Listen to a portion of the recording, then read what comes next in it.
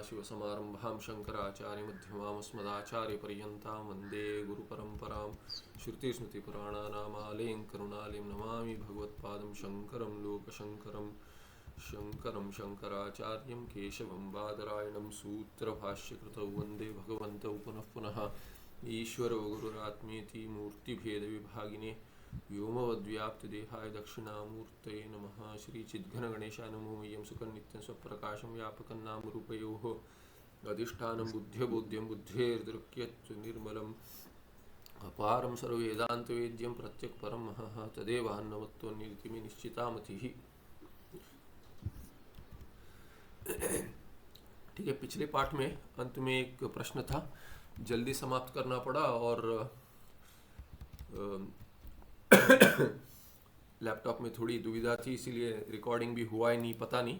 तो प्रश्न दोबारा एक बार देखते हैं। तो राजगोपाल जी, आपका प्रश्न था कि स्मृति को यदि प्रमा नहीं मानेंगे और स्मृति को बिना प्रमा माने जो उस पर आधारित है, प्रत्यक्ष नहीं, बाकी वही देखेंगे, अनुमान इत्यादि, या शब्द, आपका प्रश्न शब्द में था कि शाब्दी प्रमा जो है, शब्द का ज्ञान जो उत्पन्न होता है उसमें पद पदार्थ का ज्ञान है और वो स्मृति से आता है। तो ये देखा था कि हमने कि ये संभव नहीं है, ऐसे इसको स्मृति नहीं कहते, क्योंकि प्रत्यक्ष में भी अभी घट में देख रहा हूँ, जो प्रत्यक्ष स्थल में घटम अहम पश्यामि ऐसे ज्ञान उत्पन्न होता है। तो घट में जो देख रहा हूँ, घट शब्द का, पद का अर्थ घट, वो कंबुग्रीवादिमान जो पदार्थ है, उसका ज्ञान जब भी उत्पन्न हुआ था तभी पहली बार, और जब भी पता चल गया कि इसको घट कहते जी, बचपन में जब इसको घट कहते करके पता चल गया, या इसको गौ कहते, तो ये गौ घट इत्यादि पद के अर्थ, बाद में तिंगंत पद के अर्थ, सुबंत हो गए तिंगंत।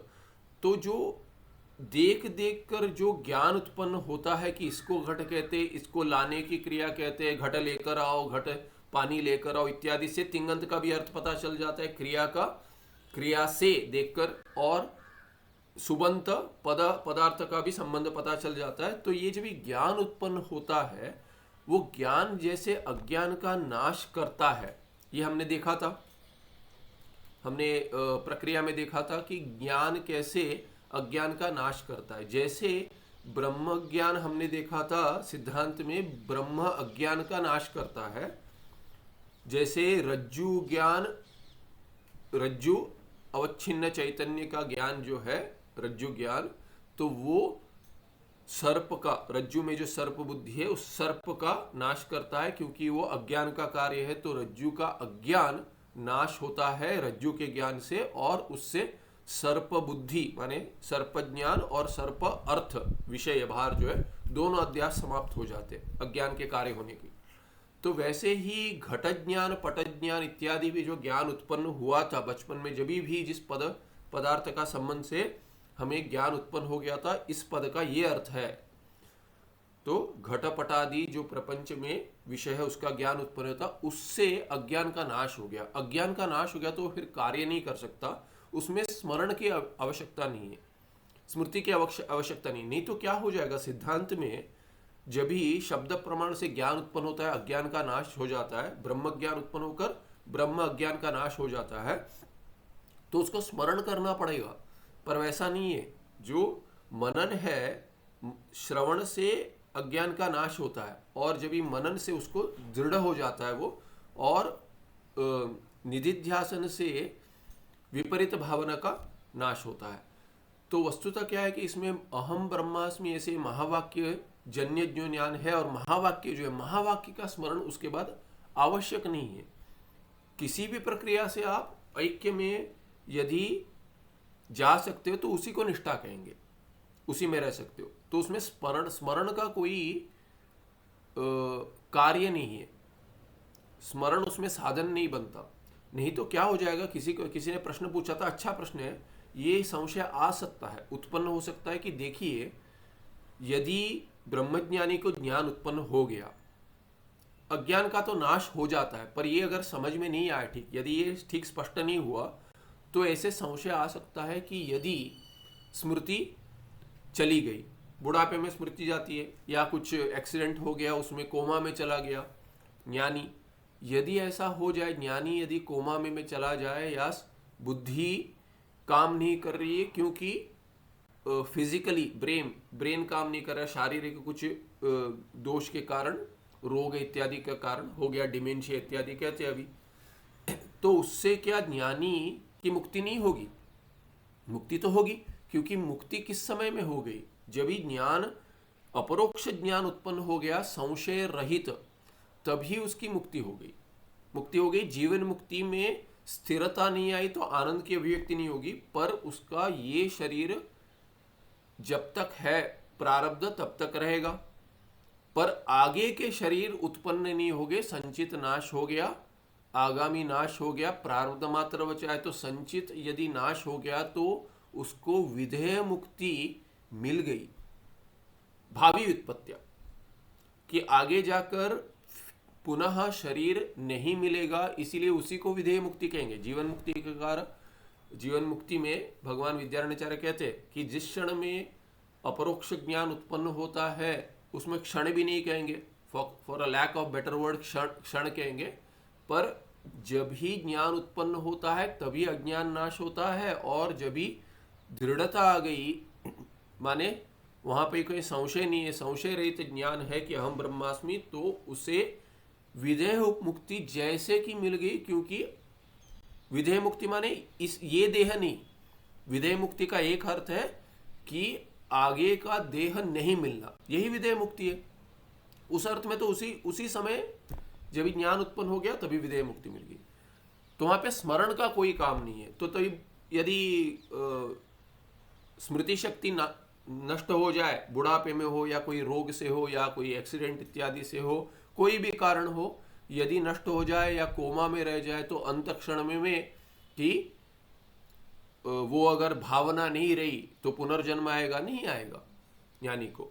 तो इस दृष्टि से एक ये देखना चाहिए। दूसरा, आपने शाब्दी पूछा, तो शाब्दी में, शाब्दी ज्ञान में यदि स्मरण का काम होगा तो प्रत्यक्ष भी वैसा ही होगा, क्योंकि शब्द जब भी दशमस्त्वमसि 1 2 3 4 ऐसे 10 दशम का क्या अर्थ है, यदि स्मरण करना पड़ेगा तो एक तो क्या है कि उसी क्षण में ज्ञान उत्पन्न होता है, ये अनुभव है, वो अनुभव नहीं होगा तो क्या होगा कि स्मरण करना पड़ रहा है और इस शब्द का ये अर्थ है, उसका वो अर्थ है, अभी इसमें दोनों में ऐसा संबंध बनकर अन्वय बन रहा है। इतने क्षण, जैसे तार्किक कहते प्रथम क्षणे एतद्भवति, द्वितीय क्षणे एतद्भवति, ऐसे करते करते 4 क्षण तक रहेगा इत्यादि, ऐसे बात करते, द्विक्षण, त्रिक्षण, 4 क्षण, मतलब 4 क्षण तक रहेगा इत्यादि, वो तार्किकों की प्रक्रिया।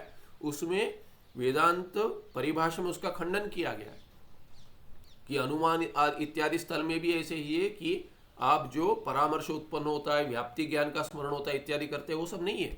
व्याप्ति ज्ञान ने कार्य कर दिया, उधर स्मरण इत्यादि का काम नहीं है।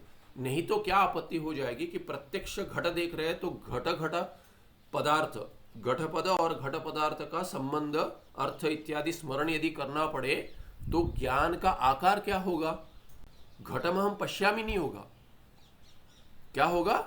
घटम अहम स्मरामि करके होगा, उधर स्मरण अंश भी आ जाएगा। इसीलिए ये स्मृति का कार्य वहां कुछ है नहीं, तो स्मृति का ज्ञानाकार ही भिन्न है, प्रक्रिया थोड़ी भिन्न है। और हमने लक्षण देखा है कि स्मृति भिन्नम ज्ञानम अनुभव, वो भी ज्ञान ही है, पर वो भिन्न ज्ञान उत्पन्न करेगा तभी अनुभव हो सकता है। पर स्मृति जब भी होती है तभी अनुभव नहीं होता है कि घटम हम जाना भी ऐसे अनुभवामी, ऐसे नहीं होता।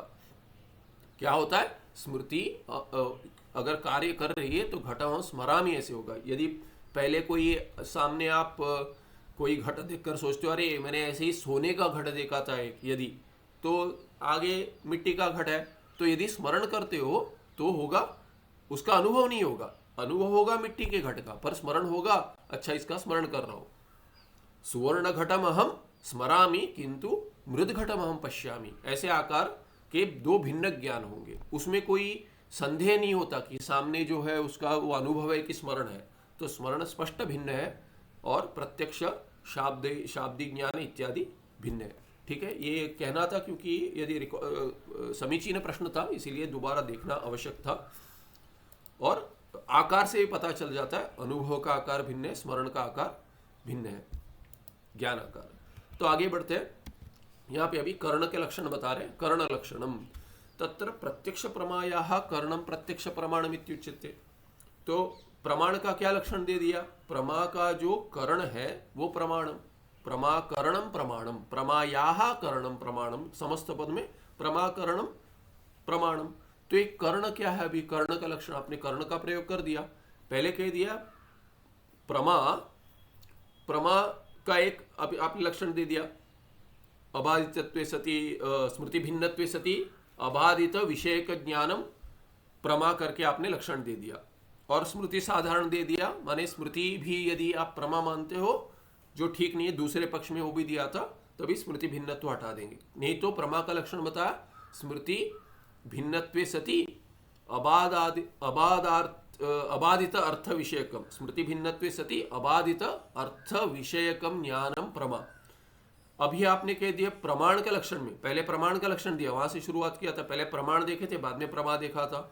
तो प्रमाण का लक्षण में पहले आपने कह दिया प्रमाकरणम प्रमाणम, प्रमाण का लक्षण हो गया। तो उसमें प्रमा शब्द का आपने प्रयोग किया, प्रमा का जो कर्ण है वो प्रमाण है। तो ये प्रमाण समझ में आने के लिए प्रमा और कर्ण दोनों का अर्थ समझना चाहिए। इसलिए प्रमाण में जो प्रमा शब्द का प्रयोग किया है वो भी बतला दिया। अबाधित अर्थ, अबाधित प्रमाण, प्रमाण के लक्षण में प्रमा शब्द किया था, अबाधित अर्थ विषयकम और स्मृति भिन्नत्वम, ये दो दल से दे दिया। स्मृति भिन्नत्व सति अबाधित अर्थ विषयकम ज्ञानम प्रमा। अभी प्रमा हो गया, तो प्रमा का जो कर्ण है वो प्रमाण है। तो प्रमाण में भिन्नता दिखाई थी, किंतु कर्ण का क्या अर्थ है? साधन। कर्ण माने जो तृतीय कारक है, तृतीय विभक्ति का कारक है, साधन। तो यहाँ कहते हैं कर्ण का लक्षण क्या है? तत्र प्रत्यक्ष प्रमायाः कर्णम प्रत्यक्षम प्रत्यक्ष प्रमाणम इत्युच्यते। प्रत्यक्ष शब्द प्रमा में भी प्रयोग होता है और प्रमाण में भी प्रयोग होता है। तो आपने प्रत्यक्ष प्रमा बता दिया क्या है। प्रत्यक्ष प्रमा क्या है?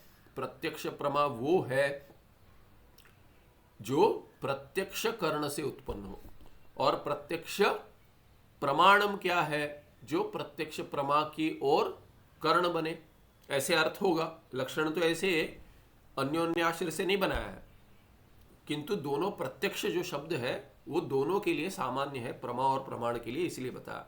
अभी कहते हैं कर्ण के लक्षण में तत्र प्रत्यक्ष प्रमायाः कर्णम प्रत्यक्ष प्रमाणम इत्युच्यते। सामान्यतया प्रमाकरणम प्रमाणम, पर विशेष में प्रत्यक्ष प्रमा का क्या कर्ण है? तो प्रत्यक्ष प्रमायाः कर्णम प्रत्यक्ष प्रमाणम, ये हो गया। अभी कर्ण का क्या लक्षण है? प्रमा का तो आपने बता दिया, तो प्रमाण समझने के लिए कर्ण का भी जो शब्द आपने प्रयोग किया है लक्षण में, उसका अर्थ जानना पड़ेगा। तो वो क्या है? असाधारण कारणम कर्णम। असाधारण कारण जो है उसको कर्ण कहेंगे। कारण तो पता है, कारण किसी कार्य का कारण होता है, तो बहुत सारे कारण होते हैं। अभी बहुत सारे कारण में सभी कारण कर्ण नहीं होते, तो कौन सा कारण कर्ण बनेगा? तो जो असाधारण होगा। जैसे अभी कुछ घट बनाना चाहते हैं, तो घट बनाना चाहता है तो घट के लिए क्या क्या आवश्यक है? देखिए, आकाश के बिना कोई भी कार्य नहीं कर सकते। कोई जगह चाहिए, पहले देश काल इत्यादि के बिना, और कोई दिशा में, इतने सब होने चाहिए। तो इसका सब सोचते नहीं है। हमें देश तो कहाँ बनाओगे करके पूछ सकते हैं। यदि बड़ा कुछ बना रहे तो उतनी जगह चाहिए, तो इसलिए आकाश तो चाहिए, क्योंकि आकाश का लक्षण क्या है? अवकाश प्रदात्र आकाशम। अवकाश जो देता है कुछ कार्य के लिए, किसी के लिए भी, उसको आकाश कहते हैं। तो आकाश तो चाहिए ही चाहिए, पर आकाश तो घट के लिए भी चाहिए, पट के लिए भी चाहिए। यदि घट बनाना है तो भी चाहिए, पट बनाना है तो चाहिए, छोटे काम के लिए भी चाहिए, बड़े काम के लिए भी चाहिए, छोटे कार्य के लिए भी चाहिए, बड़े कार्य के लिए भी चाहिए। तो ये साधारण हो गए सब। किसी काल में बनाएंगे तो काल भी कारण बनता है, सामान्यतया साधारण कारण कहते हैं। ईश्वर की इच्छा के बिना कुछ नहीं होगा, ईश्वर इच्छा भी कारण है, प्रारब्ध कारण है, इतने कारण है कि सबको गिनेंगे तो सभी कारण तो नहीं है। तो कारण तो बहुत है, किंतु असाधारण कारण है। असाधारण कारण माने क्या? जिसके बिना घट की उत्पत्ति नहीं होगी, जिसके बिना माने घट की उत्पत्ति नहीं हुई, किसी और की हो सकती है, वो सब साधारण कारण बन जाएंगे। भिन्न भिन्न कार्य बनने के लिए जो कारण है, सभी के लिए कारण है, उसको हटा देंगे। पर घट बनने के लिए जो जो चाहिए, जिससे कार्य तो बन जाएगा पर घट नहीं बनेगा, वो सब असाधारण नहीं होंगे, साधारण होंगे, या भिन्न के लिए असाधारण होंगे, भिन्न कार्य के लिए। पर घट एक विशेष, इसके लिए घट के लिए क्या क्या कारण है देखेंगे, तो जिसके बिना घट की उत्पत्ति नहीं होगी, बाकी किसके भले हो ना हो, पर घट की उत्पत्ति नहीं होगी, वो असाधारण कारण होगा। तो यहाँ पे एक टिप्पण दिया है, वो देख लेते। टिप्पण में कहते हैं, 1 नंबर टिप्पण है, केवल असाधारण कारणम करणम इत्युक्ते। यदि आप लक्षण क्या दे दिया करण का, असाधारण कारणम करणम, यदि ऐसा कहेंगे तो केवल असाधारण कारणम करणम इत्युक्ते यत्र असाधारण कारण द्वयम प्राप्तम तत्र इदम एव करणम इति विनिगमन अभावाद। आगे देखेंगे तो क्या कहते हैं, केवल असाधारण कारण, यदि आप कहेंगे असाधारण कारण कर्ण, ये आपका लक्षण हो गया कर्ण का, तो जो जो असाधारण कारण है सभी कर्ण बनेंगे। तो अभी असाधारण कारण यदि 2 होंगे, केवल असाधारण कारण जो कह दिया, इति उक्ते सति माने ऐसे यदि लक्षण होगा, तभी क्या होगा, यत्र जिस स्थल में असाधारण कारण द्वयम प्राप्तम, 2 असाधारण कारण है, 2 या 1 से अधिक है समझ लीजिए, इसके लिए लाघव समझाने में लाघव के लिए 2 लेते हैं, 1 से अधिक क्या, सबसे कनिष्ठ होगा 2, अधिक भी हो सकते हैं। तो जहां 2 होंगे कि असाधारण कारण 1 है और असाधारण कारण 2, ये दोनों यदि कारण बन रहे असाधारणतया, तब क्या होगा, जैसे घट ले लीजिए, घट के उत्पत्ति में मिट्टी भी चाहिए, चक्र भी चाहिए, दंड भी चाहिए इत्यादि, तो ये तीनों चाहिए, जिसके बिना घट की उत्पत्ति नहीं होगी। तो तीनों असाधारण कारण हो गए, तो इसमें से कर्ण कौन बनेगा, तो क्या कहते हैं, तत्र इदम एव कर्णम, यही कर्ण है, तीनों में से दंड कर्ण है, दंड कर्ण है कि मिट्टी कर्ण है मृत, या चक्र कर्ण है, तीनों में से क्या कर्ण है, 2 ही ले लेंगे, दंड और मिट्टी ले लीजिए, या दंड या चक्र ले लीजिए। इन दोनों में कर्ण कौन सा है, इसमें विनिगमन अभावात, विनिगम का अभावात, तो विनिगमना विरह कहते, तार्किक भाषा में कहे विनिगमना विरह, विरह माने अभाव, और विनिगमन क्या है कि पक्षपाती जो ये है, उसमें से दोनों में से निर्णय नहीं कर पाएंगे, किया ये भी हो सकता है वो भी हो सकता है, तुल्य बल होगा उनमें, तब क्या कहेंगे, कोई आपके पास तर्क नहीं है, कोई प्रत्यक्ष प्रमाण नहीं है, कोई अन्य प्रमाण नहीं है जिससे सिद्ध हो जाए कि अरे यही, कोई आपके पास एडिशनल डेटा नहीं है कि कैसे निर्णय ले, ये भी ठीक है वो भी ठीक है, दोनों हो जाएंगे, तभी क्या कहेंगे, उसको विनिगमना विरह कहते।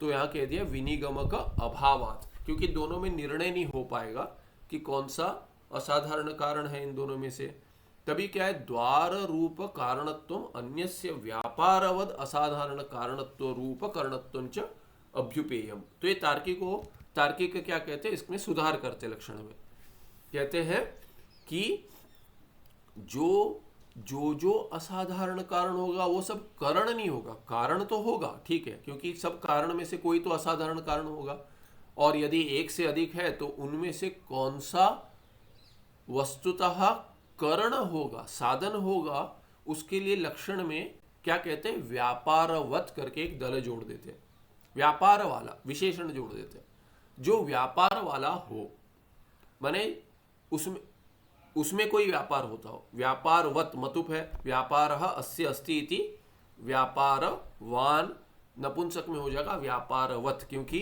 करणम क्या है, कारण ये नपुंसकलिंगी है, इसीलिए व्यापारवद असाधारण कारणत्व रूप करणत्वम च अभ्युपेयम, ऐसे माना गया है, ऐसे मानना चाहिए कहते हैं। तो ये व्यापार क्या है, द्वार रूप जो होगा, द्वार रूप कारणत्व अन्यस्य व्यापारवद असाधारण कारणत्व रूप करणत्वं च अभ्युपेयम। तो ये व्यापार क्या है, द्वार है वस्तुतः, जिसके द्वारा कुछ उत्पन्न होता है। तो उसमें भी लक्षण तार्किक देते हैं कि व्यापार का क्या लक्षण है, तो यहाँ जितना दिया है वहां उतना देख सकते हैं, क्योंकि अधिक तार्किक, इसीलिए क्या कि विनिगमना विरह करके नहीं बोला है, विनिगम का अभाव, जितना मानते हैं जितना आवश्यक है उतना ही दिया है। वस्तुतः नहीं तो क्या है कि माने जो व्यापार का लक्षण अन्य और लगेगा, यहाँ पे वस्तुतः भी क्या है कि हम कर्ण का लक्षण देख रहे हैं, तो जो कारण हो और असाधारण हो, अभी अधिक क्या है, कारण हो, असाधारण हो और व्यापार वाला हो, तब जाकर आप निर्णय ले पाएंगे कि इनमें से कौन सा कर्ण, असाधारण कर्ण कारण जो है वो कर्ण बनेगा। तो यत्तु द्वार रूप कारणम पुरस्कृत्य कार्यम जनयति। अभी देखिए अर्थ दे रहे, लक्षण नहीं दे रहे, तार्किक लक्षण यही है, तदेव असाधारण कारण रूपम कर्णम भवति। तो ये द्वार रूप कारणम पुरस्कृत्य कार्यम जनयति।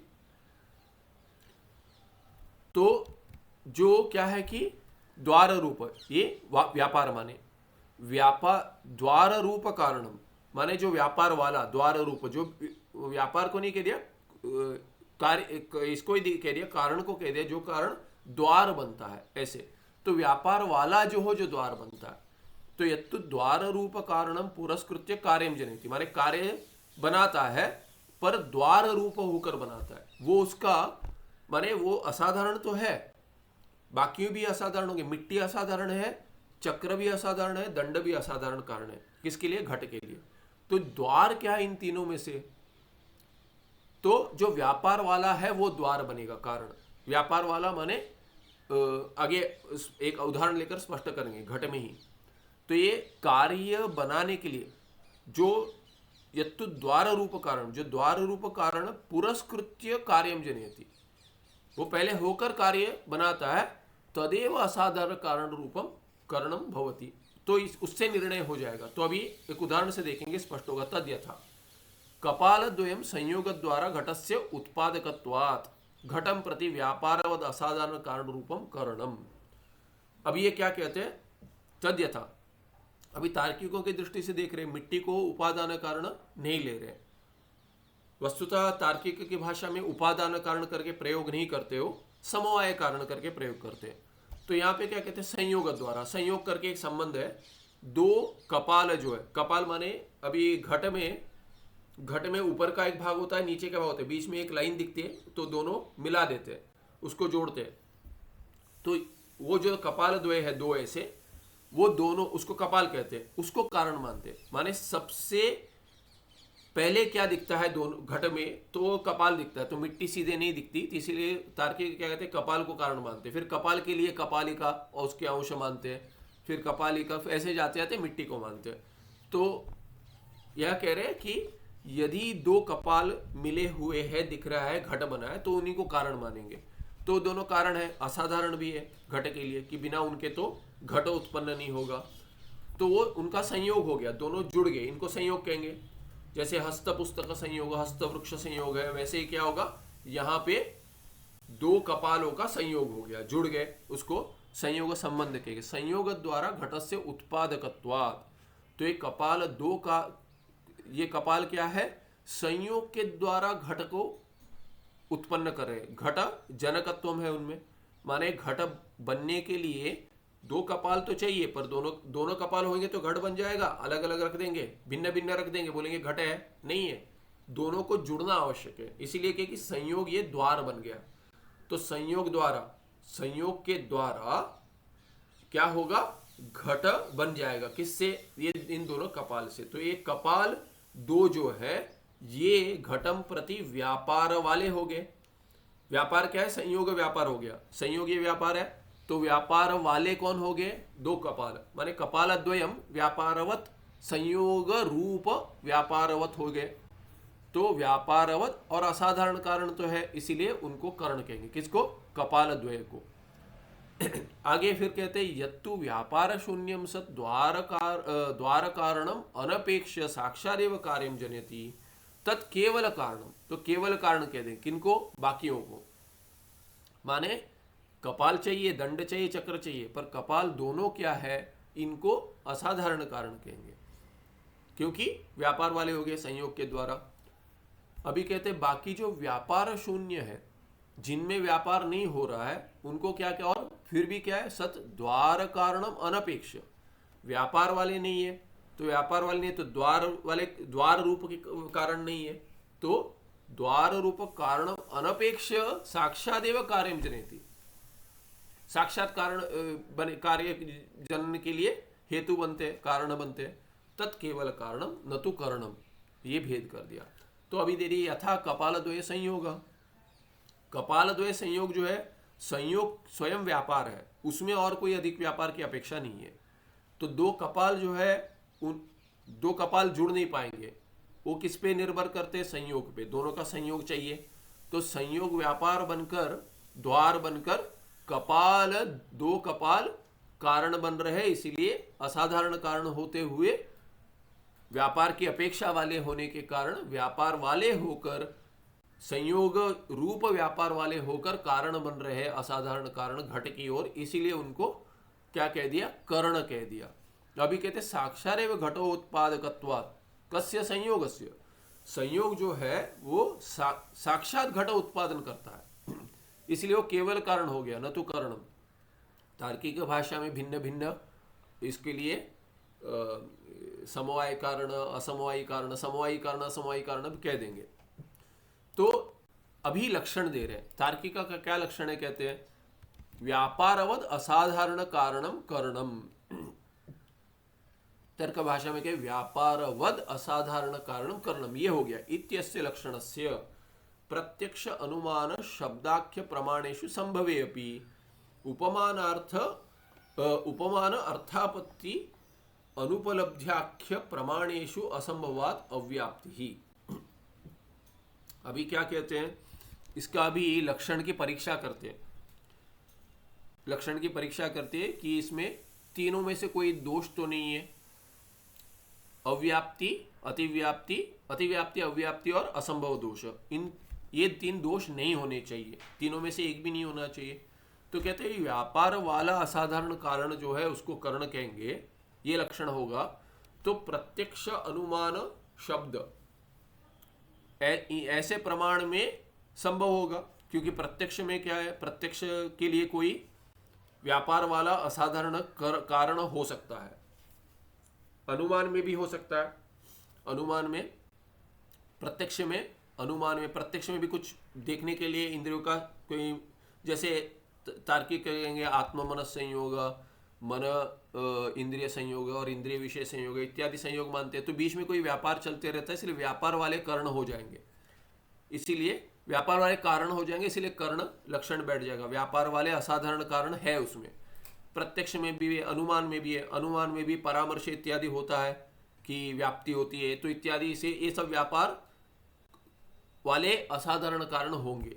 शब्द में भी होगा, शब्द में भी कुछ तो कारण होगा, उसमें भी कोई व्यापार चलता होगा, इत्यादि प्रमाण में हो जाएगा, इत्यादि नहीं, इन तीन प्रमाण में, प्रत्यक्ष, अनुमान और शब्द में तो हो जाएगा। अभी और तीन बचे, उसमें घटेगा कि नहीं घटेगा, तो कहते हैं संभवे अपि उपमान अर्थापत्ति अनुपलब्ध्याख्य प्रमाणेषु असंभवात्, वहां पे नहीं होगा, कह रहे क्यों नहीं होगा, वहां पे ये लक्षण नहीं बैठ रहा, अव्याप्ति, तो उन प्रमाण में नहीं होगा, असाधारण कारण कर्ण करके लक्षण नहीं बैठ रहा है, क्यों नहीं, तो उसमें दे रहे उपमित्यादीनाम जनने विना एव, उपमित्यादीनाम जनने विना एव व्यापारम उपमानादीनाम कारणत्व संभवात पूर्वोक्त कर्ण लक्षणस्य तत्र अव्याप्ति स्यात्। तो कहते हैं उपमिति इत्यादि, ये उपमिति इत्यादि उपमान से उपमिति उत्पन्न होगी, प्रमा, उपमान है प्रमाण, और इत्यादि आदि पर से अर्थापत्ति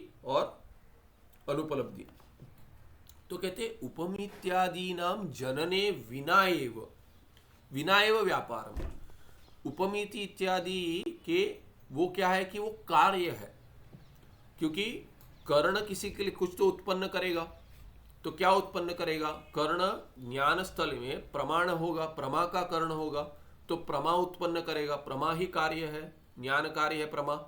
तो उपमान प्रमाण जो है, यदि वो वो कर्ण होगा, किसका कर्ण होगा, उपमिति प्रमा का, तो उपमिति कार्य है, उपमान हो गया कर्ण, तो उसमें उपमान में क्या लक्षण होना चाहिए भी? उपमान क्या होना चाहिए? असाधारण कारण होना चाहिए एक।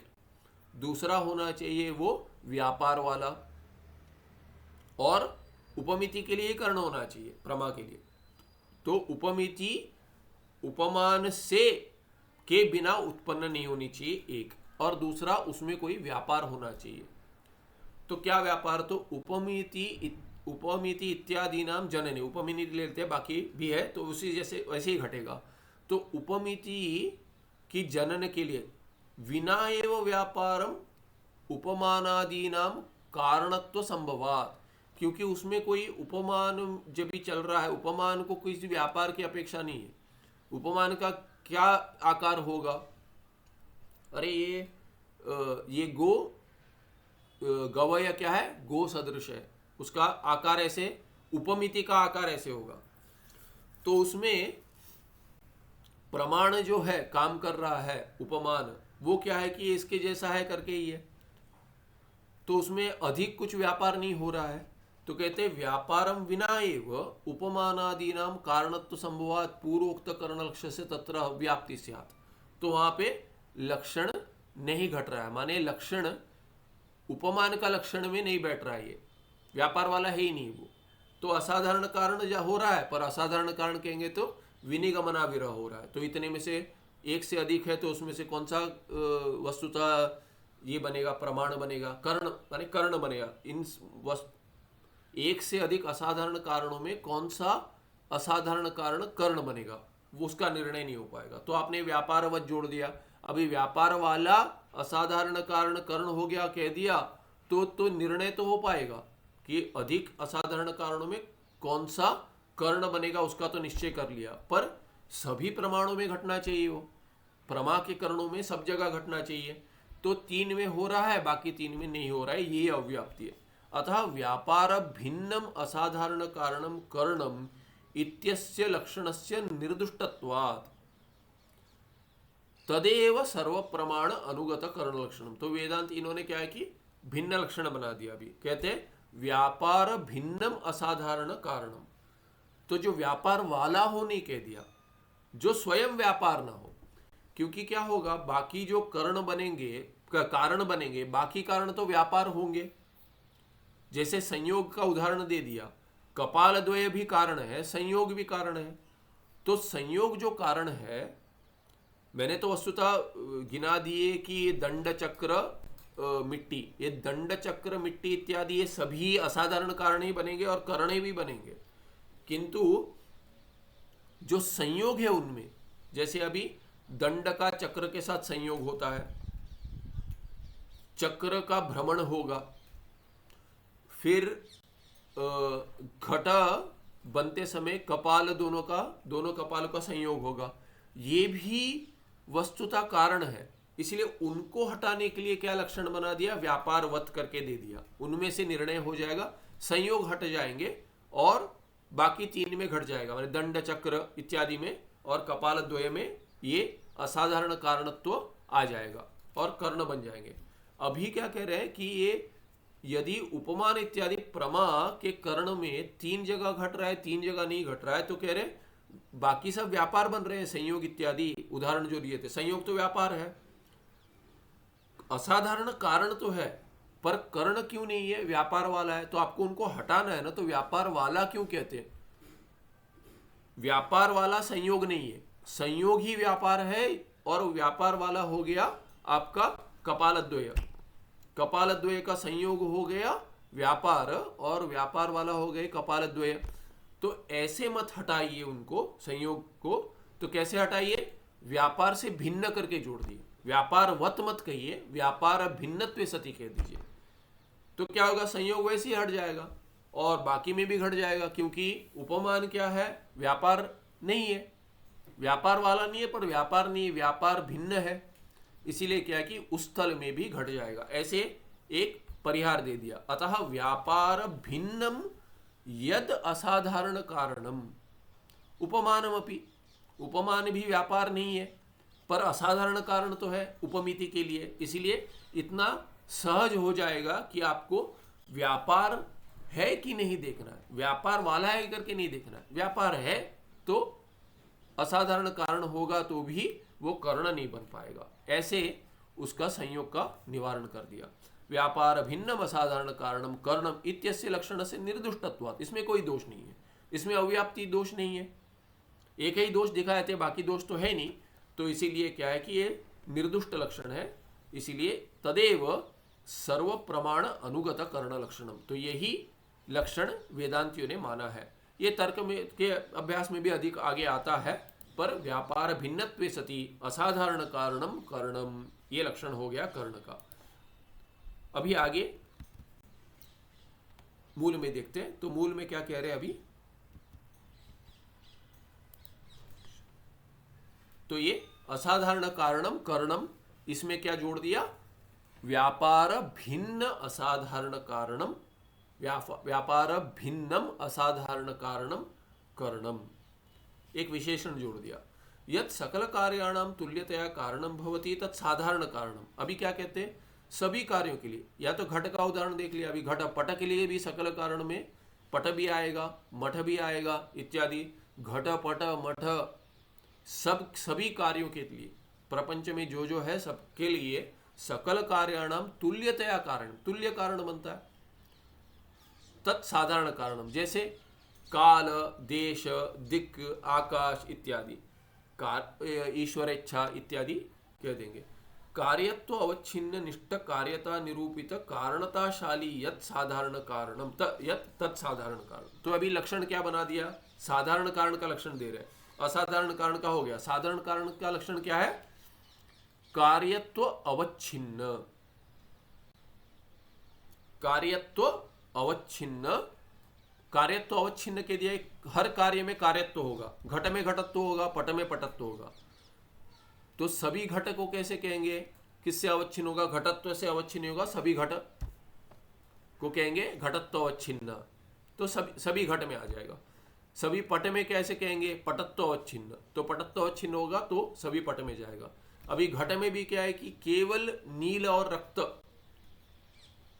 पट माने घट ले लेंगे, रक्त घट है, नील घट है, श्वेत घट है इत्यादि, तो केवल रक्त घट में घटे माने उसका यदि ग्रहण करना है कहीं, तो क्या कहेंगे, उसमें रक्तत्व अवच्छिन्न, रक्तत्व अवच्छिन्न घटत्व अवच्छिन्न घटा करके क्या, रक्तत्व अवच्छिन्न घटा करेंगे। तो ये सब जो कार्य सभी कार्य का ग्रहण करने के लिए सभी कार्य में कार्यत्व होगा, घट में भी होगा, नील घट में भी होगा, रक्त घट में होगा, नील श्वेत इत्यादि पट में भी होगा, मठ में भी होगा, तो सभी कार्य में तो कार्यत्व होगा, इसीलिए कहते हैं कार्यत्व अवच्छिन्न। तो किससे क्या हो गया, कार्यत्व अवच्छिन्न हो गया वो सभी कार्य, कार्यत्व अवच्छिन्न। और कार्यत्व अवच्छिन्न क्या होगा, कार्यत्व अवच्छिन्न कार्य होगा, उस कार्य में क्या होगी, कार्यता होगी। तो ये कार्यता क्या है, कार्यत्व अवच्छिन्न निष्ठ कार्यता निरूपित कारणताशाली। तो क्या कह दिया, कारणताशाली माने कारणता युक्त जो होगा, कारणता वाला कार्य क्या होगा, कारण होगा। तो जो कारण है, कारणताशाली माने जो कारण, कारणता वाला कारण होगा, कारणता युक्त, तो एक कारणता वाला कारण होगा, पर वो किससे निरूपित होगा, किस कार्यता से निरूपित होगा, पर किस कार्यता से, विशेष कार्यता बता रहे। देखिए निरूपित माने संबंध, कार्यता और कारणता के बीच में संबंध है। बहुत सारे कार्यता है, हर कार्यता का हर कारणता के साथ संबंध नहीं है। जैसे घट का कार्य यदि मिट्टी मानते हैं तो मिट्टी में मृत में कारणता है, घट में भी कार्यता है। अभी पट का कारण होगा तंतु, तंतु में भी कारणता है और पट में कार्यता है। तो इन दोनों में, दोनों कार्यता में भिन्नता और दोनों कारणता में भिन्नता है। माने जो तंतु में कारणता है वो किस कारणता से भिन्न है, जो कपाल में या मिट्टी में जो कारणता है, मृद कपाल ले लेते, अभी कपाल की बात हुई तो कपाल, कपाल में जो कारणता है वो कारणता तो है, किंतु वो कारणता तंतुनिष्ठ कारणता से भिन्न है, तंतु में जो कारणता है उससे भिन्न है। तो क्या कहेंगे, तंतुनिष्ठ कारणता भिन्न है और कपालनिष्ठ कारणता भिन्न है, दोनों में भिन्नता है। दोनों कारण है पर किस कार्य के लिए? तो इनका कपालनिष्ठ जो कारणता है उसका घटनिष्ठ कार्यता के साथ संबंध है। घट के लिए कार्य बन रहा है कपाल, इसलिए दोनों माने कपालनिष्ठ कारणता का संबंध है घटनिष्ठ कार्यता के साथ। ये दिखाने के लिए क्या कहते हैं? कपालनिष्ठ कारणता निरूपित घटनिष्ठ कार्यता, या घटनिष्ठ कार्यता उल्टा, घटनिष्ठ कार्यता निरूपित कपालनिष्ठ कारणता, ऐसे संबंध का दोनों संबंध है। संबंध क्या है कि संबंध कभी मेरा किसी से संबंध है, दूसरे का मुझसे संबंध नहीं, ऐसा नहीं होता। संयोग संबंध जो है, संयोग अगर यदि होगा तो द्विष्ट होगा। द्विष्ट माने दोनों में निष्ठ होगा, द्विनिष्ठ होगा, द्विष्ट कहते हैं। तो हस्त पुस्तक का संयोग हो गया, यदि पुस्तक ले लिया, हस्त पुस्तक का संयोग हो गया, तो हस्त में भी संयोगता होगी और संयोग होगा। संयोग ये धर्म है, तो ये संयोग हस्त में भी होगा और पुस्तक में भी होगा, दोनों में निष्ठ होगा। तो ये निरूपित भाव होता है, उसको निरूपिता संबंध कहते हैं। तो जो तंतु में कारणता है वो घट के कार्यता के साथ संबंधित नहीं है, और घट में कपाल में जो कारणता है उसका कोई पट के कार्यता के साथ संबंध नहीं है। तो जिसमें संबंध है इसीलिए उन दोनों का संबंध दिखाने के निरूपित शब्द का प्रयोग करते हैं। तो क्या कह दिया? कार्यत्व अवच्छिन्न निष्ठ कार्यता निरूपित कारणताशाली यत। जो कार्यत्व अवच्छिन्न से क्या ग्रहण हो जाएगा? सभी कार्य ग्रहण हो जाएंगे, क्योंकि सभी जिन में कार्यत्व है, घट कार्य है, हाँ, तो घट में कार्यता होगी, कार्यत्व होगा उसी को कार्यता और कार्यत्व में कोई भेद नहीं है, शब्द में अंतर है, अर्थ एक ही है, पर भिन्नता करते दिखाने के लिए कार्यत्व, इसी अवच्छिन्न जब भी होता है तो कार्यत्व का प्रयोग करते हैं। और जो अवच्छिन्न है उसको कार्य ता प्रत्यय तल प्रत्यय तस्य भावस्त्वतलो, और ये कार्यता क्या है? तल के बाद अजादित टाप लग जाएगा तो आकार आ जाएगा, तो ये कार्यता स्त्रीलिंग में है, कार्यत्व नपुंसक लिंग में है। तो कार्यत्व अवच्छिन्न निष्ठ, कार्यत्व अवच्छिन्न हो गए सकल कार्य में क्या होगा? निष्ठ क्या होगा? कार्यता होगी, कार्यता है धर्म होगा। तो एक कार्यता किससे अवच्छिन्न है? यदि कार्यता कह देंगे, कार्यता यदि घटत्व अवच्छिन्न है तो सभी घट में जो होगी वो कार्यता। यदि कार्यता रक्तत्व अवच्छिन्न घटत्व अवच्छिन्न होगी तो वैसे वाले घट में ही जाएगी, रक्त घट में। तो अभी क्या कह दिया?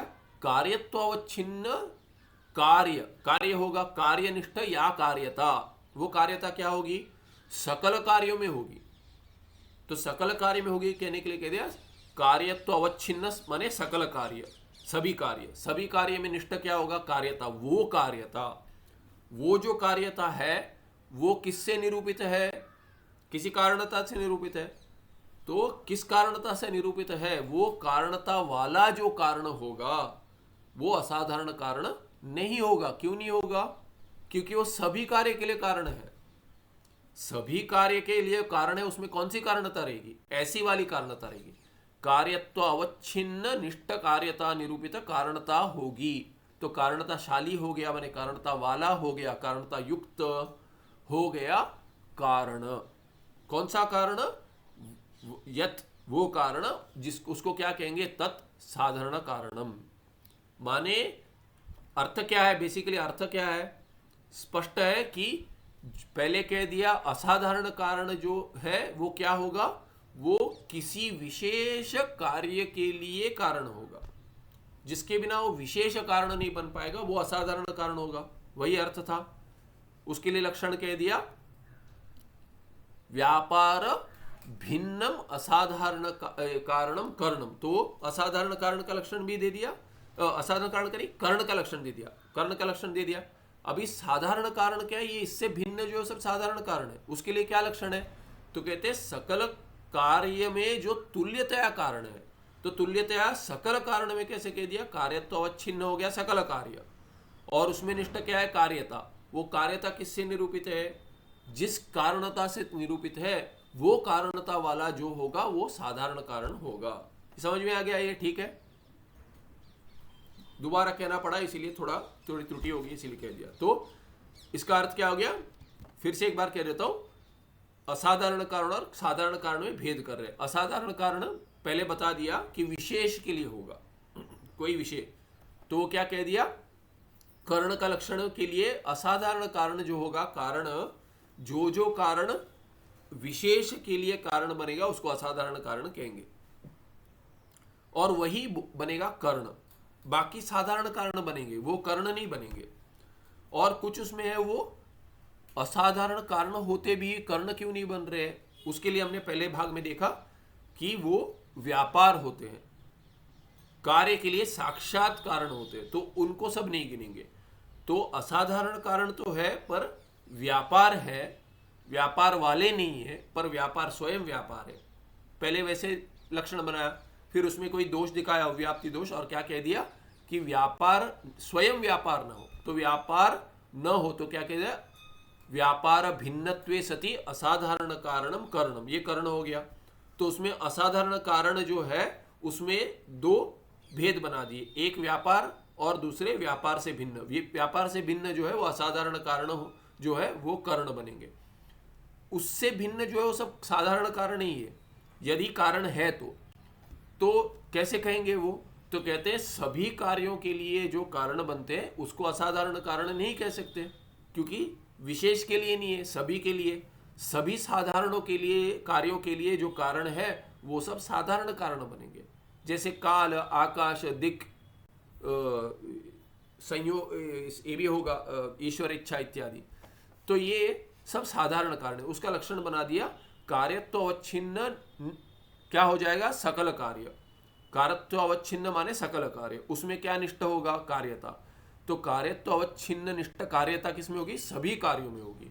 उससे निरूपित जो कारण है, माने उससे संबंधित जो कारण है, वो कारण क्या है, वो ही कारण। तो उससे संबंधित जो कारणता वाला कारण है, कारणताशाली यत् कारणम तत्साधारण कारणम।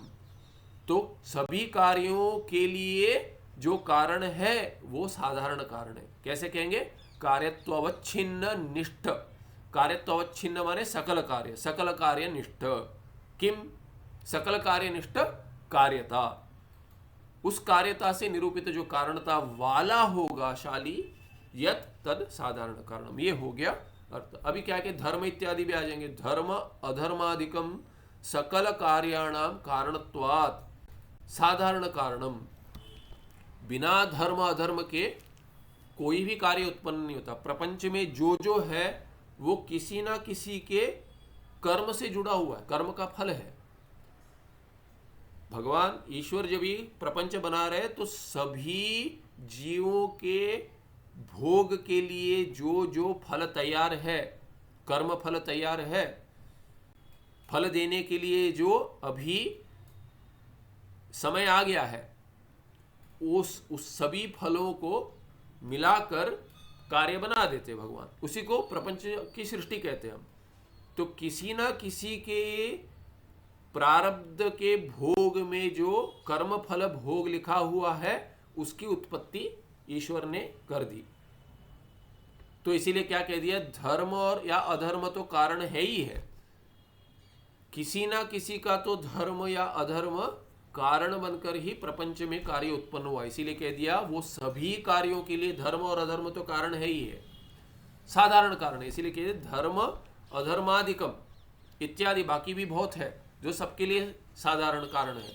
सकल कार्याणाम कारणत्वात्, सभी कार्यों के लिए कारण है, इसीलिए साधारण कारणम, इसीलिए उनको साधारण कारण कहते हैं, धर्म अधर्म इत्यादि। सकल कार्याणाम कारण भावम अनासाध्य, कतिपय कार्याणाम में विशिष्य कारण भावम यद भजते तद असाधारण कारणम। तो कहते हैं सभी कार्यों के लिए कारण नहीं है, पर कतिपय कार्य के लिए विशिष्य कारण है, माने विशेष कुछ कार्यों के लिए ही जो कारण बनते हैं उनको असाधारण कारण कह देते हैं। वही जो समझा दिया लक्षण के द्वारा, उसका भी दोबारा स्पष्टतया अर्थता कह रहे हैं। कार्यत्व अतिरिक्त धर्मावच्छिन्न निष्ठ कार्यता निरूपित कारणताशाली यत् तद असाधारण कारण। तो अभी असाधारण कारण का लक्षण नहीं दिया अभी तक। असाधारण कारण अभी क्या कह रहे हैं, साधारण कारण का लक्षण हो गया। जो कार्यत्व अवच्छिन्न निष्ठ कार्यता निरूपित कारणताशाली होगा वो असाधारण कारण होगा, साधारण कारण होगा। अभी असाधारण कारण क्या कह रहे हैं, असाधारण कारण उससे भिन्न जो होगा असाधारण कारण कह सकते हैं क्या? उससे भिन्न तो बहुत कुछ है, तो सभी असाधारण कारण नहीं हो सकते। तो अभी क्या कह देंगे, असाधारण कारण क्या है, कार्यत्व अतिरिक्त धर्मावच्छिन्न, माने कार्यत्व को छोड़कर। कार्यत्व तो हर कार्य में होगा, घट में घटत्व भी होगा कार्यत्व भी होगा, पट में पटत्व होगा कार्यत्व भी होगा। तो कार्यत्व तो सामान्य है, घटत्व पटत्व मठत्व इत्यादि जो जहाँ जहाँ होगा वहाँ कार्यत्व होगा कि नहीं होगा? सभी कार्य है, इसलिए कार्यत्व तो साधारण धर्म है। इसलिए साधारण धर्म को इसको क्या कहते हैं, कार्यत्व ये दे दिया, कार्यत्व अवच्छिन्न कह दिया, इसको क्या कहते हैं, कार्यता का अवच्छेदक धर्म कहते हैं। कार्यता का अवच्छेदक धर्म यदि कार्यत्व होगा तो सभी कार्य में होगा। वो जहां जहां कार्यता है सभी जगह कार्यत्व होगा। जहां जहां घटत्व, जहां जहां कार्यता है सभी जगह घटत्व नहीं है। जहां जहां कार्यता है सभी जगह घटत्व नहीं है। तो घटत्व अवच्छिन्न कार्यता कह देंगे तो क्या होगा, वही होगा जहां घटत्व है, माने घट में ही होगा। जो घट है उसमें कार्यता है, जो पट है उसमें कार्यता है, उसमें कार्यत्व भी होगा। तो कार्यत्व धर्म से अवच्छिन्न कह देंगे तो सभी कार्य का ग्रहण हो जाएगा। यदि हम घटत्व अवच्छिन्न कार्यता कह देंगे तो जो घट कार्य है उसी में जाएगा लक्षण, उसी में ये अवच्छेदक धर्म उसी में जाएगा। तो कार्यता कहाँ होगी, वो कार्यता सभी में होगी, सभी कार्यों में होगी। पर घटत्व अवच्छिन्न कार्यता यदि घटत्व का अवच्छेदक धर्म बना देंगे तो केवल जहां घटत्व होगा उसी कार्य में वैसी कार्यता होगी। पटत्व अवच्छिन्न कार्यता कह देंगे तो सभी पटों में जाएगी, न तो घट में। तो वो कार्यता केवल सभी पटों में होगी, पटत्व अवच्छिन्न कार्यता। तो अभी क्या कह दे, कार्यत्व जो है जहां है सभी कार्यों में होगी, तो उसका ग्रहण करेंगे तो साधारण कारण का लक्षण के लिए काम आया। अभी कहते हैं कार्यत्व अतिरिक्त धर्म क्या है, कार्यत्व अतिरिक्त धर्म क्या है, घटत्व है, पटत्व इत्यादि। तो ये सब है विशेष है। तो विशेषता घट के लिए कारण, घट कार्य है तो घट में कैसी कार्यता होगी, घटत्व अवच्छिन्न कार्यता होगी। तो ये घटत्व अवच्छिन्न कार्यता कहेंगे तो आपको पटत्व अवच्छिन्न कार्यता भी कहना पड़ेगा, मठत्व अवच्छिन्न कार्यता भी कहना पड़ेगा। ये सब असाधारण कारणों के लक्षण में कार्यता निरूपित कारणता हो जाएंगे, ऐसे लक्षण बना सकते हैं। किंतु एक एक बोलना पड़ेगा। अभी सभी असाधारण कारण जो है उसका लक्षण कैसे बनाएंगे, तो कहते हैं कार्यत्व से अतिरिक्त जो धर्म है, माने घटत्व पटत्व इत्यादि। तो इसीलिए क्या है, घटत्व नहीं कहा, पटत्व नहीं कहा, कह दिया कार्यत्व से भिन्न जो धर्म है। कार्यत्व से भिन्न क्या धर्म है, कार्यत्व अतिरिक्त धर्म, उससे वो तो क्या है कि कारणता भी आ जाएगी। कारणत्व भी कार्यता से अतिरिक्त है कि नहीं है, कारणत्व कार्यत्व से अतिरिक्त है, अतिरिक्त है, तो उसका भी ग्रहण हो जाएगा। पर वो अवच्छेदक कार्यता के लिए नहीं बनेगा। आप नहीं कहते कारणत्व अवच्छिन्न कार्यता, जहां कार्यता है वहां कारणत्व हो, ऐसा नहीं है ना। तो कारणत्व अवच्छिन्न कार्यता करके कोई नहीं कहता, अवच्छेदक धर्म कारणत्व नहीं होगा। इसीलिए क्या कह दिया, कार्यता का अवच्छेदक धर्म हो किंतु वो कार्यत्व वाला नहीं हो।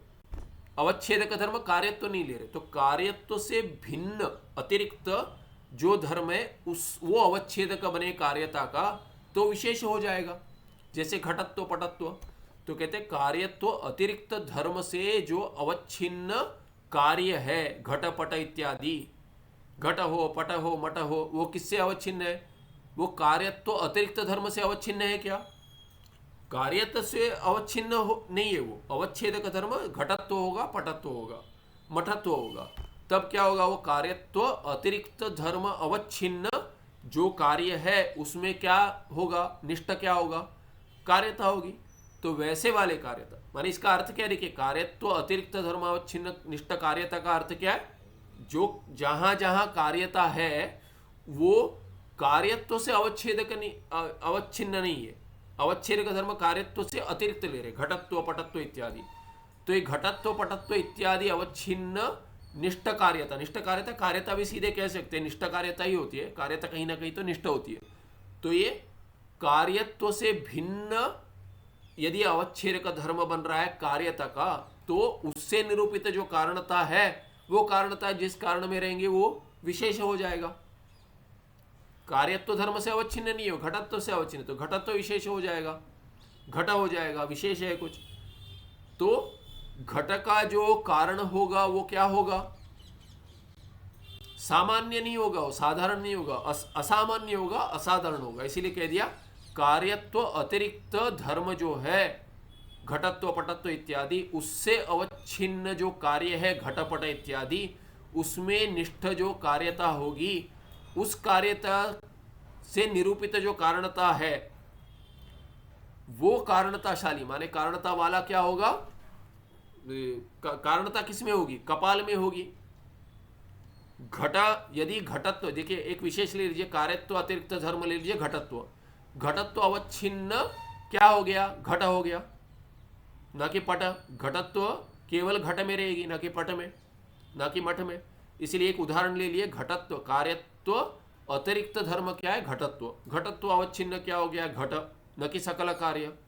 तो घटनिष्ठ जो कार्यता है, घटनिष्ठ कार्यता है, उसका निरूपित कारण, उससे निरूपित कारणता क्या कौन सी होगी, तंतुता नहीं होगी,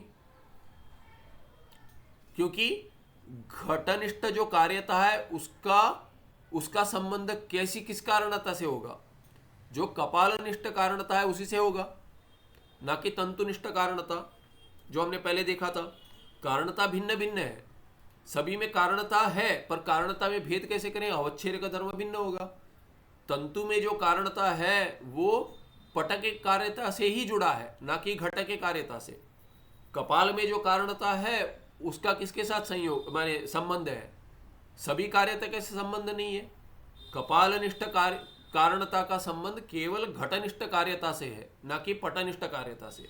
तो इसको निरूपक निरूपित संबंध कहते हैं। इसलिए ये जो निरूपित है कार्यता, जो जिस कारणता का निरूपक जो भाव होगा, निरूपक निरूपित भाव होगा, उसको कह रहे हैं निरूपित कारणताशाली, कारणता कह देंगे। वो कारणता जो है, अभी उदाहरण लिए थे, कार्यत्व अतिरिक्त धर्म हो गया घटत्व, घटत्व अवच्छिन्न हो गया घट, घटनिष्ठ कार्यता का निरूपित कारणता कहां होगी,